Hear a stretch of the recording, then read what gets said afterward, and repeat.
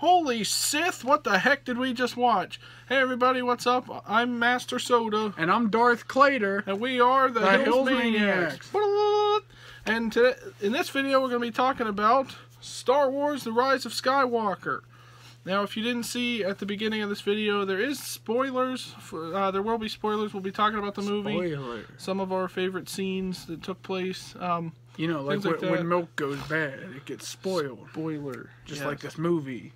So, let's get into it. First of all, I'm not as big of a Star Wars fan as he is. I was more on, like, the Marvel MCU side of things. Literally and physically. This was still... I really enjoyed this movie. I thought it was a really good ending to the saga. Just really like... so, you take it away and I'll join in. What do you got? Okay!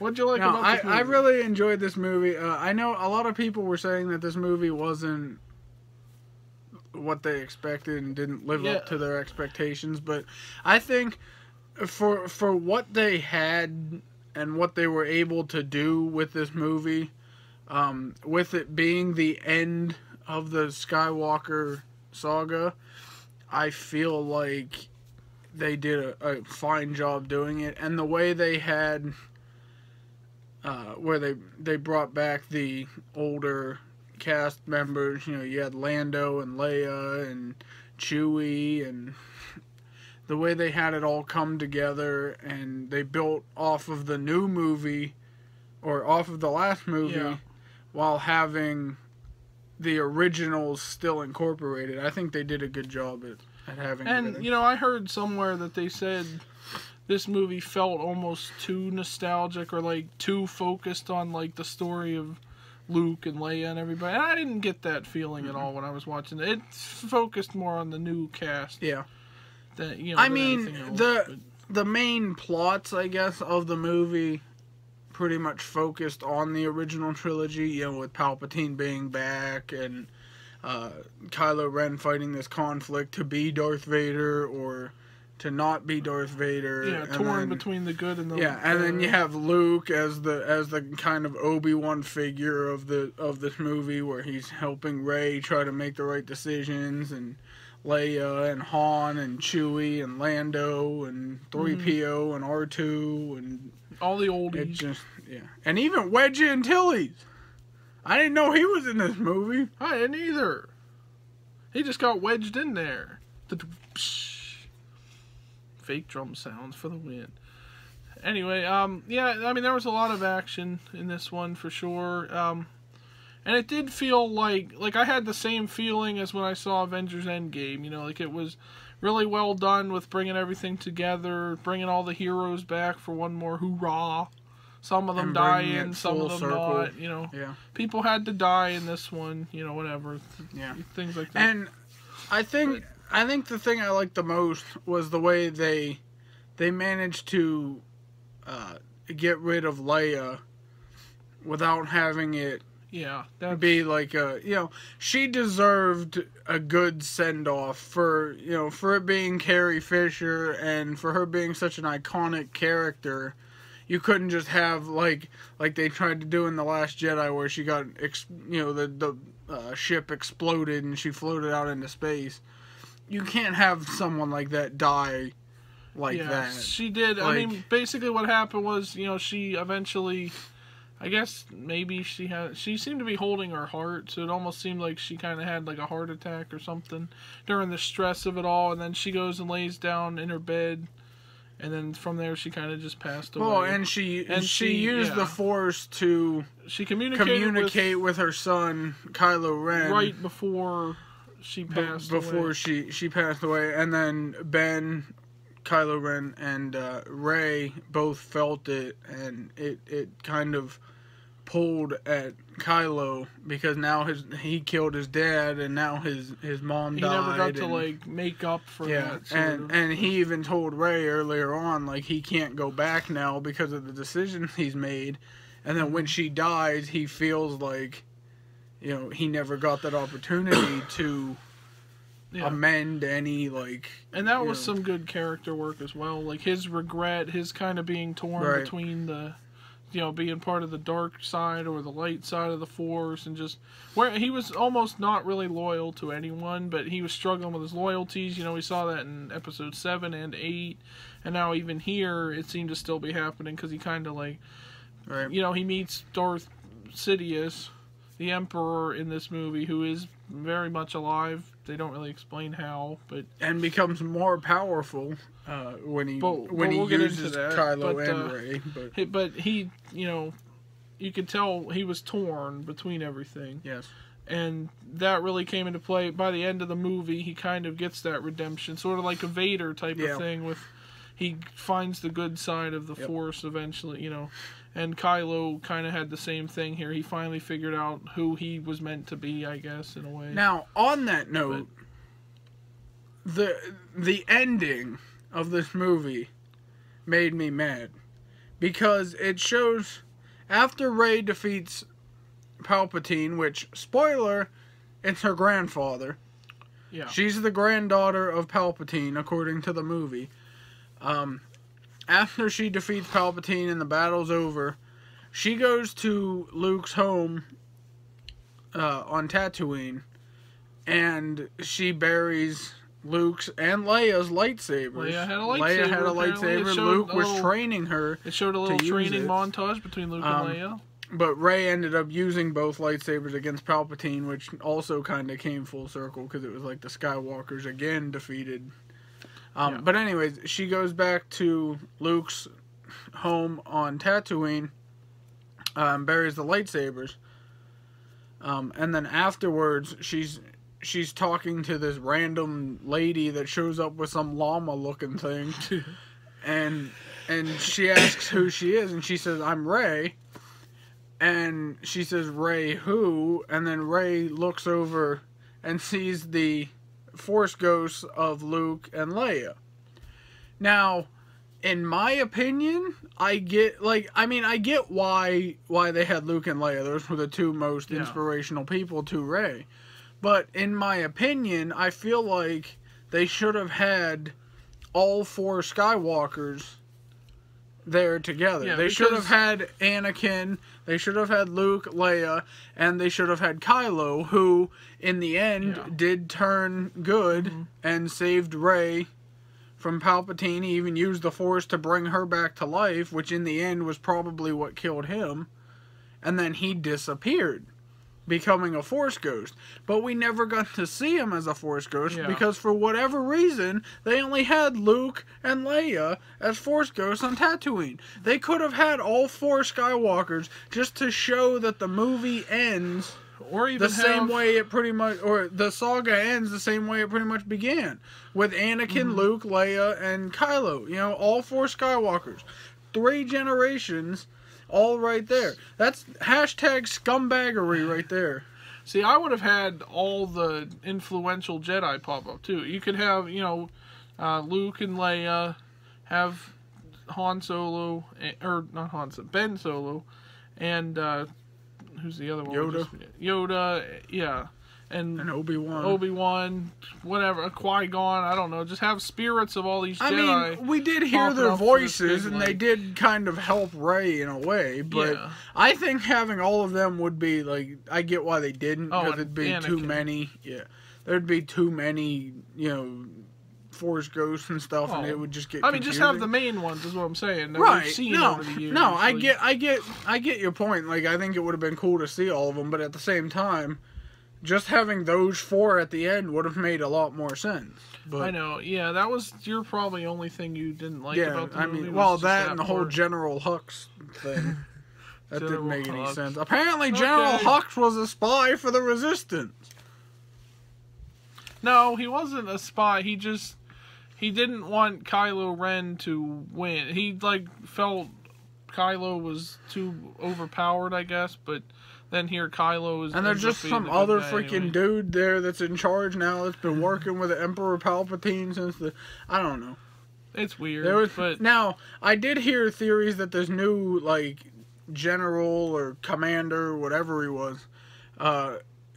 was actually Grand Admiral Thrawn from the comic books, who's never been in the movies. but after the fall of the Empire, he changed his name so that they wouldn't know who he was. And then he was in this movie as, you know, his new identity, but I don't know if that was him or not, or if it was just a new character, but he did kind of look like the images that we've seen of Thrawn. So. All right, now one thing I don't know, I wouldn't say I didn't really like it about this movie, but I noticed some similarities between this movie and Avengers Endgame, like very small, subtle things. Like there was one part where like Poe is flying and all of a sudden everyone around him is getting destroyed and he's just kind of flying all by himself. This is near the end of the movie. They're trying to destroy all these Star Destroyers that Palpatine resurrected, I guess. And then Poe's all by himself, and then all of a sudden he gets a call on the intercom from Lando Calrissian, and then all these bunch of ships come flying in to help him and stuff, which was, in my opinion, that was like when Captain America was standing there all by himself and he gets the "on your left" call from Sam Wilson. But that was one thing, and then the other thing that seemed like Endgame was when Rey is battling Palpatine. He says, I am the Sith or something, and she says, I am all of the Jedi or whatever. It was that, even that pause was reminded me of Iron Man saying that. I don't know if they did it that way on purpose, because hey, it worked for them, so and it's owned by the same company. Exactly. But I felt on that note though of the whole Rey and Palpatine thing, I like how they explained that if Rey were to kill Palpatine, that his spirit would then like possess Rey, and then she would have the power of every Sith before her, just like he did. Because he was technically dead. I mean, the whole movie he looks like a zombie. He's got like no eye, he's got the whites in his eyes, and that's it. And but I like how they went into that, and then like because Kylo Ren ends up turning good and helping Rey fight against Palpatine ends up taking the power from both of them to make himself stronger, which in the end is his downfall, because he then comes back to life, which kind of voids out the notion that if she kills him, then his spirit takes over her body, so then she can kill him now because of that. And so I just like how they kind of went into detail with that. That was kind of cool to see, because we've never really seen that in the like how the Sith become so one Sith dies and their soul goes into. So when Palpatine killed Plagueis, Palpatine got the spirit of Plagueis, but no, it would just mean that like if somebody were to kill Palpatine, then his soul would possess them to make them stronger. Yeah. It's kind of like Harry Potter with the Horcrux. When Voldemort tried to kill Harry, and in return Voldemort got killed, so then his soul went into Harry, which is kind of what would happen. But Rey ends up using both Luke's and Leia's lightsabers to defeat Palpatine, which was really cool because I didn't know Leia had a lightsaber. And one thing I did like about this too was they had some kind of like force things that we've never seen in the Star Wars before, like really strong force using between Kylo and Rey. Like there were times they would both be standing in a room alone. Neither one of them was there with the other one, and all of a sudden, just like in two separate, just like in episode 8 and 7, I guess. Did they do that in 7, where Kylo kind of pops up, and was it more 8? It was mostly 8. But they're like talking to each other, basically in their heads. But then they're battling each other, also in their heads, like with the Force.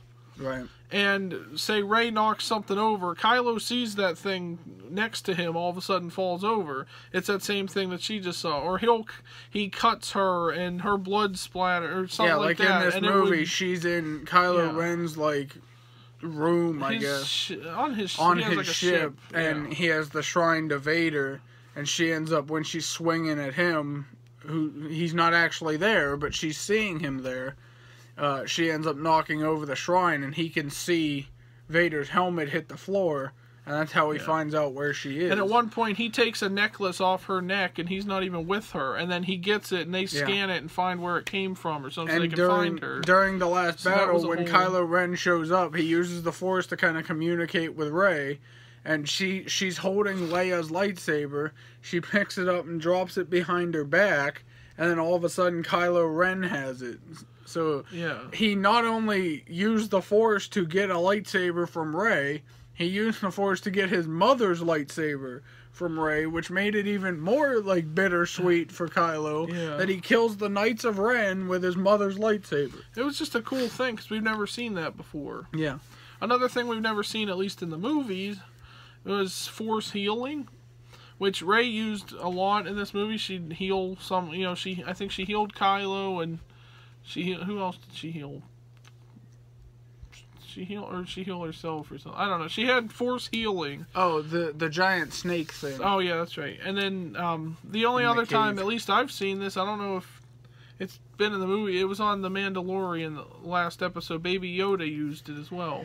Episode 7 of The Mandalorian. If you haven't seen that show, you should check that out. That's a good show on Disney Plus. Interesting show on Disney Plus. Yeah. I really like it. And on the notion of Rey and kind of lightsabers and stuff, we get our first glimpse, at least in the movies, of a yellow-bladed lightsaber. After Rey buries Leia and Luke's lightsabers on Tatooine, she pulls out her own lightsaber, and she activates it, and it has a yellow blade, which I'm not really familiar with, like, off the top of my head what each color means. But I'm pretty sure that was the color that Jedi Master Yaddle had, which we never got to see because she ended up dying before the Clone Wars to save Anakin and Obi-Wan, at least in the comics and stuff. But she was the same species as Yoda, and she was really the last known person to have a yellow lightsaber. And so the fact that Rey has one signifies that, like, she kind of, I'm pretty sure it's like where she wants violence as like a last resort, and she's just gonna use it for protection rather than actually fighting and stuff. See, I think that was their way of making that the sort of color that's the balance between the light and the dark side of the Force, rather than white. Like we originally assumed she was going to have the white lightsaber, or either her or Kylo was going to end up with the white lightsaber by the end in the movie. But I think that was their way of doing that. She now has a... Well, because each color has its meaning. I just don't know off the top of my head what a yellow one I think it means what you said earlier, like to use it as a last resort type of thing. Because I think they said Yaddle only used it like 3 times in her entire life.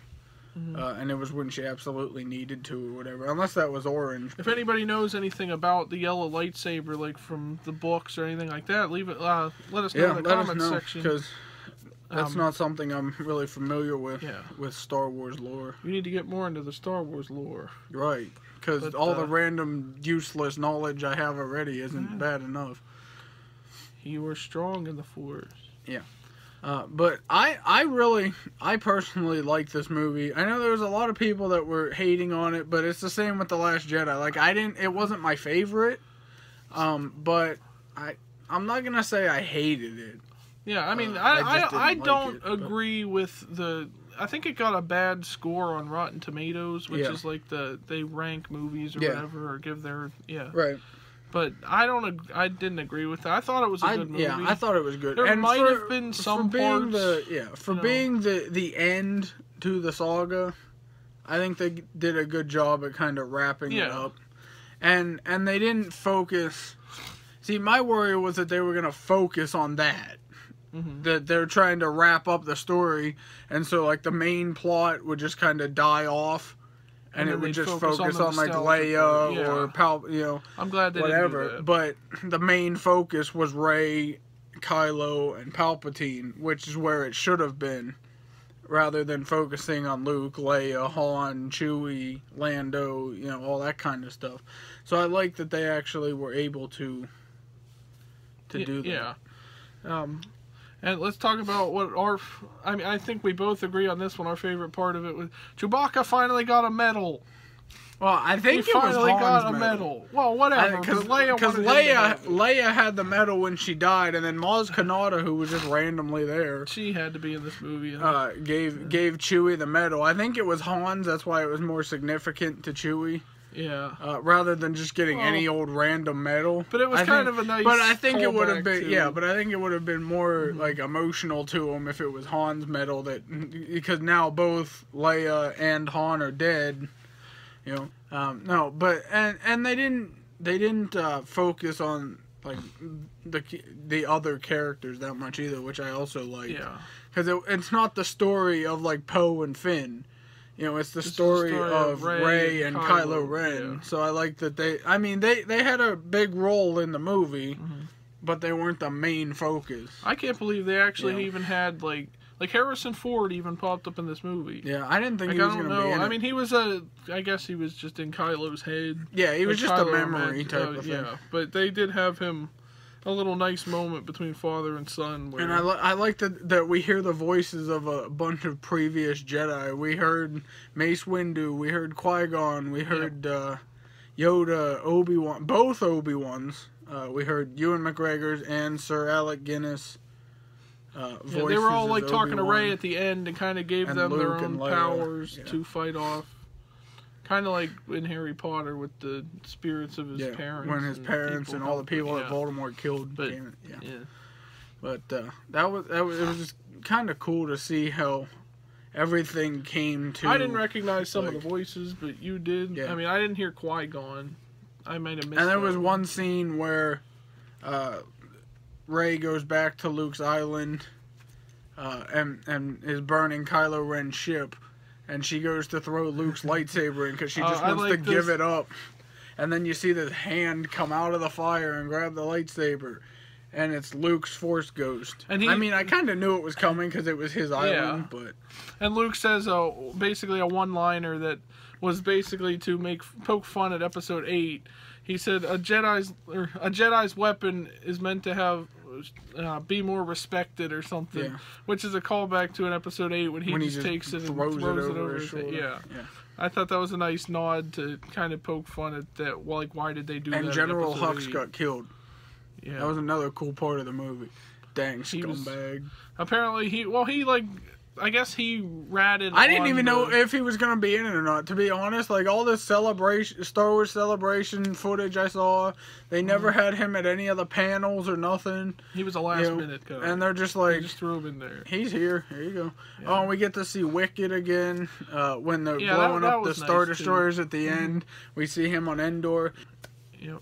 I mean, I did like... They didn't even wait. I liked that, too, because they have the mention of old battles and stuff. And they showed all the planets at the end of the movie. Like, you had Cloud City was shown, Endor with the Ewoks there and stuff. Was there another one that they showed? Where the Resistance people were. I'm pretty sure they're back on Yavin, so...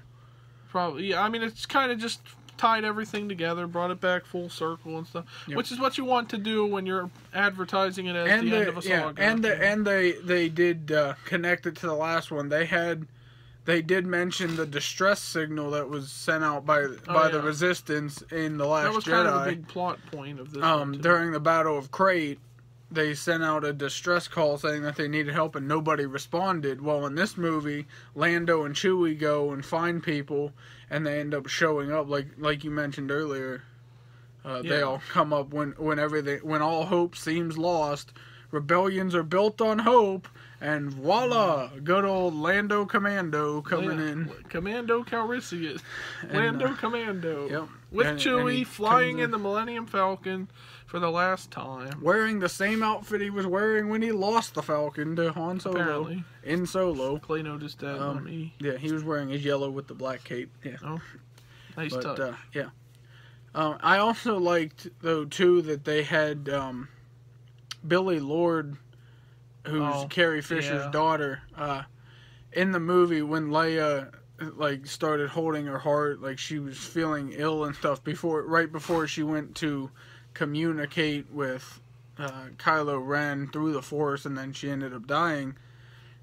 They had Carrie Fisher or Leia put her hand around her. I mean, there's no mention of it in the movie, but it was nice that they did it because that's her real life daughter, and so it was kind of Yeah, and Maz Kanata just in the movie, and I feel like there was a lot of things, at least character wise, that didn't make sense. Like in episode 8, Maz was too busy to help out. Now all of a sudden she's just on the planet with everybody. Well, I feel like, and it's like where were all these people at before? Like, why didn't they show up during the Battle of Crete? What took them till now to realize that they could, And it's just all these different plot points and stuff that really, for the bigger picture, made sense, but if you look at them individually, it's like, why? Like Maz Kanata, I feel like she's the John Ratzenberger of the new Star Wars. No, Warwick Davis is the John Ratzenberger. I mean, she seems to be in it for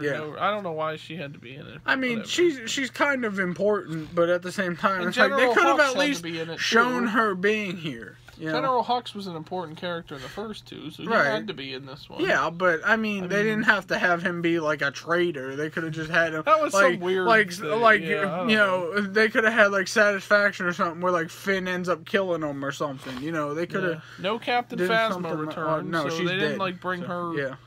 Well, usually when people, in movies, when someone falls through a fire, when somebody falls off a cliff and gets electrocuted and blows up on a ship that then blows up, apparently they're still alive, and there's still parts of the ship that blew up into a million little pieces. It's still just floating around in space till it crash lands on the moon. Because Star Wars. Sci-fi, ladies and gentlemen. Yes, the series we all love, Star Wars. I do love Star Wars.